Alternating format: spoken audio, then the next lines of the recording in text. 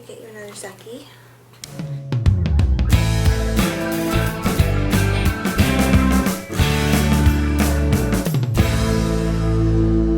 Hey everybody, it's Casey here. So I'm here to tell you guys all about Logan's birth story. She's kind of just chilling right now in my arms. I'll give you guys a better look at her later.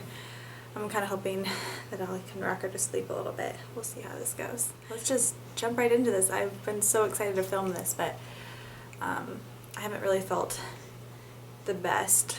I'm only 6 days postpartum. She's 6 days old, so I kind of wanted to wait till we really settled in at home to do this video, but I also didn't want to wait too long so that I wasn't forgetting little details and stuff. So first of all, I just uploaded like the birth vlog, so you guys will have already seen some things, and so some things will be repeated, but obviously there's a lot to fill in. I had told you guys in my 40-week pregnancy update that I was going to be induced on Wednesday because that's what I told my doctor I wanted, was Wednesday. And I didn't mention this, but she did say, okay, if Wednesday's full, would you rather have Tuesday or Thursday? And I said I'd rather have Thursday because then it gives, her one more day to come on her own. So what ended up happening was I called on Monday just to see which day they scheduled me for, and it ended up that they put it on Thursday, so they must have been full. But some things transpired before Thursday, sort of, kind of. So I had mentioned in the video that I had had a little bit of like light brown bleeding after getting checked on that Friday, and kind of had just a little bit of spotting here and there, just the light brown, and I had talked to a nurse on the phone and she said, light brown is old blood, it's really not a worry. She said what would be concerning is black blood or like bright red blood. And then I was still having a little bit of spotting on Wednesday, so I'd been wearing a panty liner, and about 5:15 I was at home. I was just kind of picking up the house a little bit, and I felt like I was like wet down there, and I was like, that's weird, so I went to the bathroom, and I noticed bright red blood. And so obviously I kind of freaked out a little bit. So I think first I actually called my mom because she was on her way over to come pick something up. I was like, Mom, I might need to go to the hospital. I'm having bright red blood, and the nurse on the phone the other day said that was not necessarily a good thing. So I ended up calling I had the number for the charge nurse, so I called her, and I told her that I was scheduled to be induced tomorrow, but I was having bright red blood, and she said, you should come in. And okay, I said I figured that's what you would say. So I called Drew, and I was like, I was kind of crying because I was a little scared. I just didn't, blood, that scares me at this point. Like, I just don't, we're so close to meeting her, and I just didn't want anything to happen. So I'm kind of a little stressed, freaking out, but I drove myself to the hospital. I wasn't having contractions or anything. I mean, I guess I technically was, but nothing consistent or super strong. So then we all met at the hospital, my mom, Drew, and I, and they got me checked in. Let me go back and talk about the blood, what they think it was after all. At first the nurse was like, well, maybe it was your bloody show, but then they checked me and I was still just at 2 centimeters. And so they're like, well, usually that happens from like dilation, the bloody show. So obviously I hadn't dilated at all. So like, okay, we don't really know what it is. And then later my doctor had said that she's pretty sure it was a uterine abruption, like a small uterine abruption, which sounds terrible, but I didn't get a lot of information on it, but that's just what she said. So when she said it would heal up and it would be fine. So that's probably what the blood was from. And it had mostly subsided and gone to brown by probably like 7 o'clock that night. They decided to keep me overnight. They called my doctor, and I think it's kind of like a little bit of a liability because even though I wasn't scheduled to be induced till tomorrow morning, they thought since I'm bleeding, they should probably keep me overnight. So they hooked me up to the monitors to monitor her heart rate and my contractions and all that good stuff. And I was having contractions overnight, like 6 to 7 minutes apart, without any Pitocin, but they were still not super strong. I just felt like stomach tightening, like, I mean, maybe a little bit uncomfortable, maybe like a 2 on the pain scale, My night nurse, she had said, as long as we're staffed for it, we might be able to get you started on Pitocin at like 5 in the morning instead of 7. I was like, okay, cool, so 2 hours earlier. That would be nice. And So Drew went and got us some dinner so we didn't have to have hospital food that night because I knew that once I started Pitocin I wouldn't be able to eat. So got us some Chipotle, that was nice. And the Olympics were on, which was fun, we watched, but I just really couldn't sleep. I was way too excited and also pretty uncomfortable. Those monitors, like, you can't really sleep with them on, and the hospital beds are not comfortable, so I think I slept maybe 3.5 hours or something. So the nurse came in a little bit after 5 in the morning, kind of woke me up, and I think I said in my vlog that Pitocin started at 5:30, but I looked back and it was closer to 5:15, so they started me at 2, and then upped it by 2 every half an hour. So by, gosh, I think I wrote down 8:20, I was already at 14 centimeters. Or 14 centimeters. My Pitocin was already at 14, my gosh. So, and at this point, I was still just 2 centimeters. So, kind of a little frustrated. I'm like, well, we're really close to like the highest dosage of Pitocin and I haven't progressed at all. So, you know, I was kind of asking like, you know, when will we do more, like break my water, that kind of stuff. And she's like, well, I'm going to go call your doctor in a little bit and we'll see what she says, because she was at clinic for the morning. So I wrote down at 8:55, my nurse came in and said, hey, your doctor's going to be here in 45 minutes to break your water. And I was like, oh, okay, it's game time. Because I just kind of have heard that if you're already sort of in labor and once your water breaks, it really can progress quickly. It can, doesn't mean it will, but it can. So I'd also heard that contractions can be pretty darn intense once your water is broken, because there's just not like a cushion there. So, and I wasn't worried about the actual pain of getting my water broken. That didn't scare me at all. But just the idea of the contractions getting worse. So, and at this point I would say that my contractions were probably at like a 5 out of 10 on the pain scale. Like still not, like had they not come in and say that they were going to break my water, I would have still held off on an epidural. But I was a little bit scared and nervous of what was to come, so I told the nurse I would want an epidural. So she grabbed the anesthesiologist, and I think it was only about half an hour, 20 minutes or half an hour later that he came in and did the epidural. Now I was actually a little bit nervous about the epidural, and that was like the easiest thing I did all day. It pretty much just, they kept saying it felt like a bee sting, and I think that was just the local anesthesia that felt like a bee sting, and then, you know, the tubing goes in and all that. It really was not bad at all. It was quick and easy. Drew was there with me. I know that my doctor was there right around 10:30, yeah, to break my water.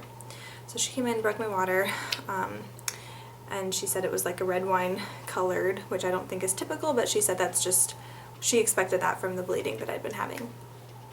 And that felt really kind of crazy and like a little bit of a relief when she broke my water. It was pretty cool. Then, shortly after that, I'm trying to think, yeah, it was before they checked me, yes. I started to feel the contractions on my left side. And right away I could tell that the epidural took more to my right side, because I could still wiggle both my feet, like my toes and my feet, which was nice.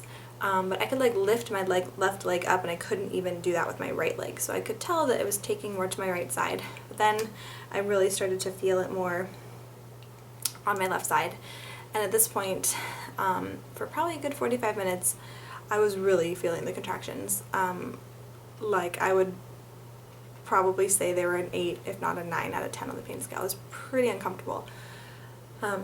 But it was nice because, you know, she told me that it's gravity based, so they rolled me over onto my left side to give me to try to give me some pain relief and to get that epidural to go over there so I could be numb like I was supposed to be.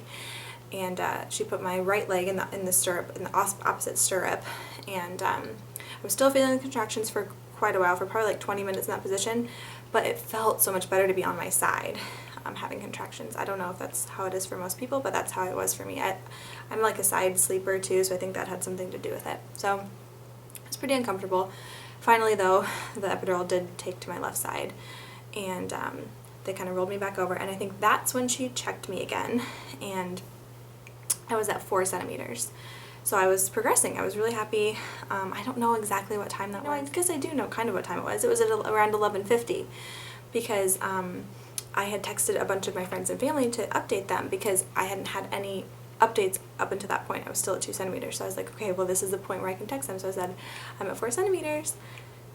And then at this point I was really tired, and you know, like I said, I had slept maybe 3 or 4 hours the night before. And so my nurse was like, well, you can totally try to get some sleep, especially since you're not feeling the contractions. She's like, we can roll you back on your side. You can try to sleep a little bit.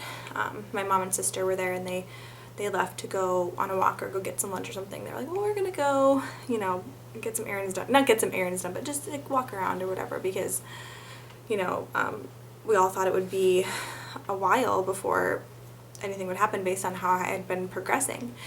And even Drew was gonna kind of like lay down and go to sleep. So not a minute after my mom and sister walked out, I was like, I feel a lot of pressure down low, to my nurse. I was like, it's not, you know, super uncomfortable or anything. It's uncomfortable, but it's not, I'm like, it doesn't feel like a contraction. It's just a lot of pressure. And she was like, okay, you know, baby's probably making her way down the birth canal. And she didn't really seem worried or anything. And then probably 30 seconds after that, I was like, I really feel pressure. Like, it feels like I need to take a big poop. And I'm sorry, but that's what it felt like. And she seriously did a 180 and was like, that must have been the key word she was looking for. She's like, I'm gonna check you again. And so she checked me, and she goes, well, I don't feel anything, and I can feel baby's head. Like, your cervix is completely thin. You're at a +2. Like, it's game time. Actually, she didn't say it's game time. That's what I was thinking in my head. And she goes, you might want to call your mom and sister back here because you're about to have this baby. I was like, what? This is so, like, at that point I just got super excited because I knew it was close, you know. I didn't know what it would feel like to be that close, but it was just like I mean, physically, but then also mentally and emotionally, and I was just super excited. So she called my doctor to come in, and she was at clinic, so it's just kind of funny, like, it all comes back around, you know. I was thankful that she had come to me, just like she had left my appointment to go to somebody else. So it was kind of interesting that way. But so while we're waiting for my doctor, she's like, well, we're gonna maybe do like a practice push just to get you used to how things are gonna go. And I was like, okay. So they had me breathe in and out and then in and hold my breath, and they were gonna count to 10, and that's when I would push, and I would put my chin to my chest and push. The nurse goes, okay, we're not gonna do that again. You're too good at pushing, and I don't want to deliver this baby myself. I was like, okay. I don't even know what I'm doing because I can't really feel that much down there, but just thought I was pushing. So I'm thinking that this was right around 12:30 or so. It was before my doctor got there. I started to feel super lightheaded and dizzy and nauseous, and I threw up. I vomited. Sorry for TMI, but Drew was so sweet. He was like, that was like the cutest throw up I've ever seen. He's like, could you imagine if you had been eating all day and threw that up? That would just be a hot mess. Because I mean, I threw up in the bag, but it was like kind of all over me too. It was just, anyway. So I did feel better after that, but pretty sure that was transition labor. So I've heard like 85% of women vomit during labor, and especially at that point. So that happened, and then I wrote down that I started pushing at about 12:46 because I looked at pictures. My sister was behind us taking pictures, and I could tell that I'm pushing in one of them, and it said 12:46. So I pushed through 2 contractions, and the pushing wasn't terrible. I mean, it kind of hurt my chest a little bit. I felt like it was gonna like crack open when I was pushing so hard. But the doctor and nurses just kept saying, you're doing great, keep pushing like that. I need a really, really hard push, you know, keep going. So 2 contractions I pushed through, and then we were waiting for a third one to push, and kind of waiting and waiting, and I didn't realize it at the time, but they were kind of concerned because baby's heart rate was dropping. I think it had dropped to 60 when it's typically at like 140. So they were like, well, we're just gonna have you push even though you're not contracting. So I pushed, and she came right out, and it was just the most magical moment I've ever been a part of. And you know, they kind of wiped her off a little bit, and pretty much right away they put her on my chest, and it was like, I didn't think I was gonna cry in this video, but it was just like, I don't know, the best feeling in the world. And I was just like staring at Drew like, this is our baby. She's here and she's healthy and she's crying. And then, well, actually as soon as they put her on me, she stopped crying, which made my heart melt even more. And turns out that the reason her heart rate had dropped is because the umbilical cord was wrapped around her foot, or her, like, some part of her leg actually. And so they were kind of, you know, stitching me up down there. I had a 2nd-degree tear and it was internal, so it was not bad. You know, I could feel the doctor kind of pushing on my belly to get my placenta out, but really all I was focusing on was her. She was just perfect on my chest. And also, I could not believe her hair. It was so funny because while we were waiting for my doctor, and I was just sitting there, my sister and my mom, I think even Drew, came over to see her head because the nurse was like, whoa, she has a lot of hair, and we were all like, what? We just didn't expect that for some reason. So it was really funny. She came out with this like giant head of thick, soft, dark, almost black hair, which is just hilarious. And then we did skin to skin for 2 hours. It was the most amazing thing. It was just Drew, her, and I. I think the nurse maybe came in and out a little bit just to kind of clean things up, but you know, it was just Drew and I, and she nursed and she did a great job, and we were just soaking up everything that had just happened. It was like some type of euphoria. That's all I can say.